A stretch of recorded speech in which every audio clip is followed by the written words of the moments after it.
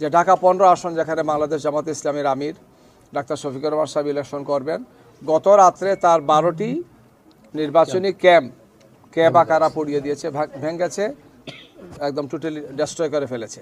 আমরা ইসিকে কথাগুলো বলেছি তাদেরকে যে এখন ঢাকা শহরে এবং বড় রাস্তার পাশে, এগুলো এমন না যে খুব অপরিচিত জায়গাতে এই বিষয়টা, সেখানে এই ধরনের যদি নির্বাচনী ক্যাম্প ভাঙচুর হয় তাহলে আইনশৃঙ্খলা যারা দায়িত্বে আছেন তাদের আসলে কতটুকু রেসপন্সিবিলিটি এটা নিয়ে প্রশ্ন তো দেখা দেবে। আমরা তাদেরকে বলেছি এই সমস্ত বিষয় কোয়ারি করে ব্যবস্থা গ্রহণ করার জন্য।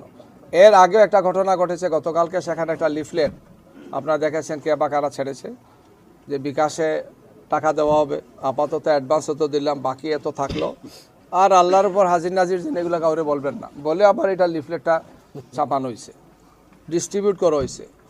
আবার আরেকটা দলের দেখলাম যে কিছু সময় পরে সেই দলের অফিসে এটা নিয়ে আবার ব্রিফিংও করেছে। কিছু সময় পরে সেই দলের পক্ষ থেকে এখানে এসে আবার বলতেছেন যে একটা বিশেষ দলের পক্ষ থেকে টাকা বিতরণ করা হচ্ছে। এগুলা কি কোইন্সিডেন্ট, একটার সাথে একটা রিলেটেড কি নাকি? নাটকগুলো সাজানো হচ্ছে, ব্রিফিং করা হচ্ছে, পরিস্থিতিটাকে ঘোলাটে করার চেষ্টা করা হচ্ছে। এই ধরনের ঘটনা আগেও কিছু ঘটেছে গিয়ে। আমরা আশা করি যে এই ধরনের অন্যায় এবং অন্যায্য পদক্ষেপ কেউ গ্রহণ করবেন না।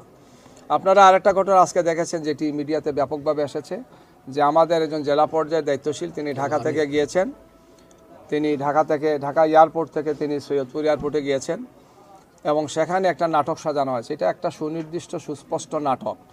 তিনি যখন ঢাকা এয়ারপোর্ট থেকে অর্থাৎ শাহজালাল বিমানবন্দরের অভ্যন্তরীণ টার্মিনালে যান, তখন তার সাথে সেখানে কর্তব্যরত অফিসাররা দেখেছেন তার সাথে যে ব্যাগ ছিল, সেখানে তার সাথে টাকা ছিল। যেহেতু এখন ব্যাংক বন্ধ, সব কিছু বন্ধ, একজন তার ব্যবসার কাজে তিনি যেতেই পারেন, নিতেই পারেন।